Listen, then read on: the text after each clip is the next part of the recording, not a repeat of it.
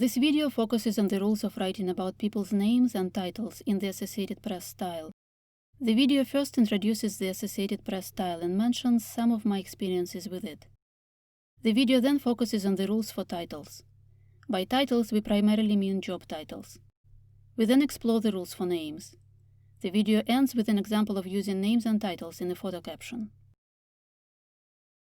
This video features a bit of a weird setup because I do not have an impressive bookshelf, but I do have an impressive dining table.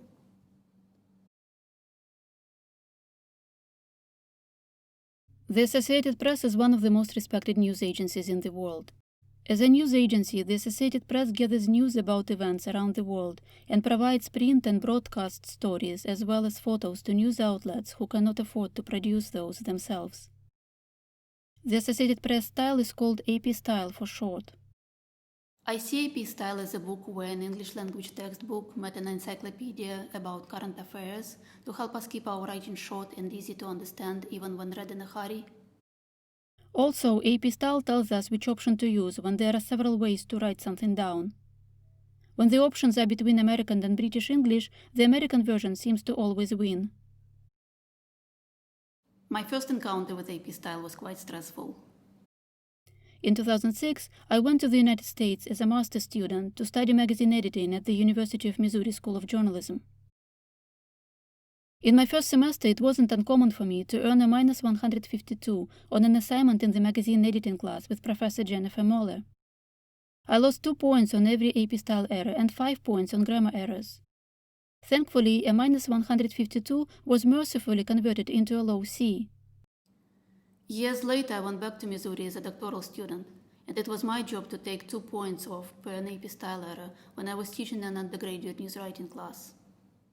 The same class was taught by Professor Scott Swarford, who taught me in my master's. You have one very proud, though slightly traumatized Missouri graduate here. The first time we mention a person in our story, we tend to identify them by their title and full name. The first mention is called the first reference. So on the first reference to a person, we name them by their title and full name. By a title, we mean a formal job title or an occupational description. A formal title is an official job title the way it appears on the person's CV or on the organization's website. A formal title often communicates how much power the person has in the organization they represent in our story. An occupational description is an unofficial job title that paints a picture of what a person does in their profession. Moments ago, as we witnessed the launch of 2 great American astronauts into space, we were filled with the sense of pride and unity that brings us together as Americans. The title of the President of the United States is a short title. We consider titles of 3 words and shorter as short titles. A short title will usually come in front of the name. When appearing right in front of the name, a formal title will be spelled with capital letters. Occupational descriptions are lowercased. First through the door, Oleg Skropochka, saying hello to the International Space Station for the 3rd time.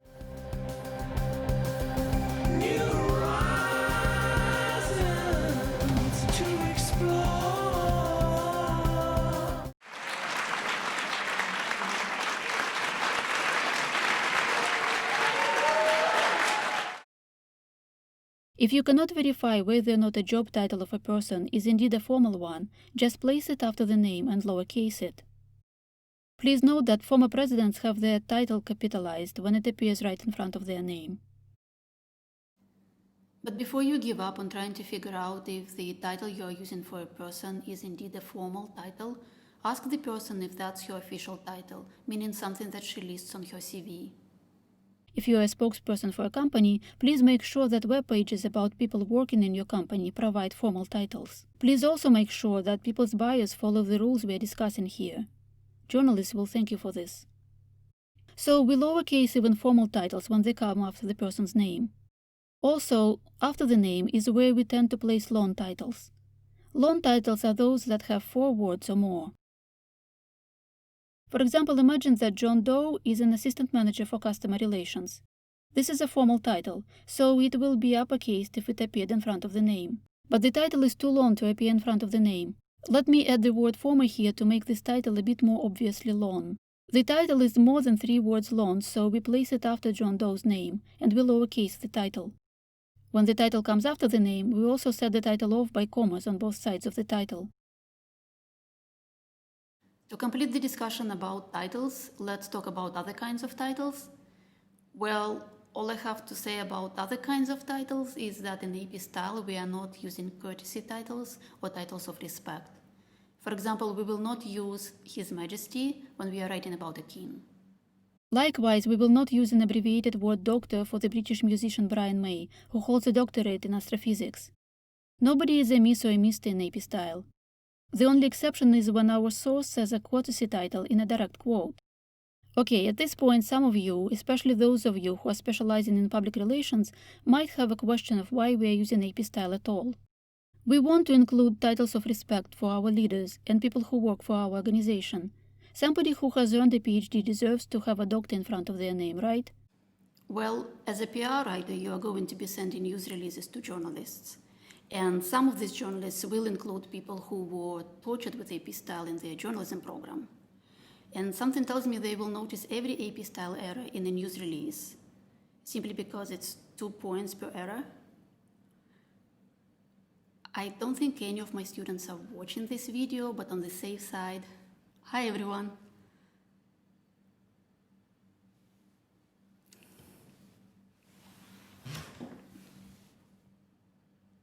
Let's change the topic. When it comes to names, every person we mention in our story for the first time is addressed by the first and last name. On the second and all subsequent references, people who are at least 18 years old are addressed by the last name only. With the exception of stories about kings and queens who are addressed by their first name on the second reference. Children of up to 15 years of age are usually addressed by first names only. You may decide how to address children who are 16 and 17. If a story has several people with the same last name, each of these individuals is addressed by first name and last name every time when it is confusing who among them is meant in the story. Let's have a look at a classic example. In Jane Austen's novel Sense and Sensibility, the story focuses on the life of the Dashwood family after the death of Mr. Henry Dashwood. If the widowed Mrs. Dashwood and her daughters were to be introduced to someone, they would be introduced as Mrs. Dashwood, Miss Dashwood, Miss Marianne Dashwood, and Miss Margaret Dashwood. If you think about it, the British actually figured out really well how to avoid confusion among all the Dashwoods. But we do not follow the same rules in the Associated Press style. If we were to write about the Dashwood family in AP style, we would need to give Mrs. Dashwood a call and ask her about her first name because it's not in the book.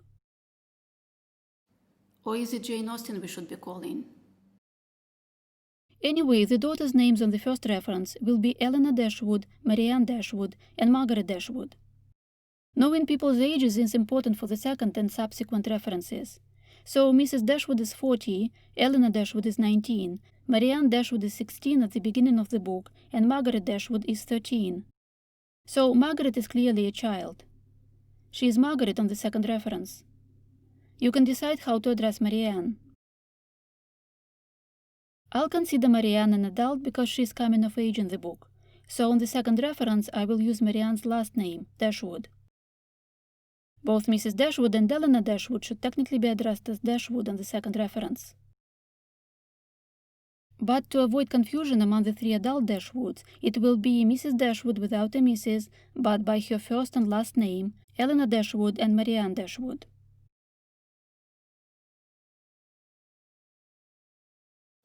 My dearest Jane Austen, with all due respect, you are ruining my fine example here. And Margaret by first name only because she's a child. Throughout the story, we will keep addressing the adults as Mrs. Dashwood by first name and last name, Eleanor Dashwood and Marianne Dashwood. But we will switch to just Dashwood as soon as it is clear which Dashwood we mean. If Colonel Brandon was to be mentioned in our story, we are first calling Jane Austen to find out his first name. Thankfully, we know his age. He is on the wrong side of 5 and 30. So we address him on the first reference by his abbreviated military title. then his first name, and his last name, Brandon. On the second reference is just Brandon without the military title.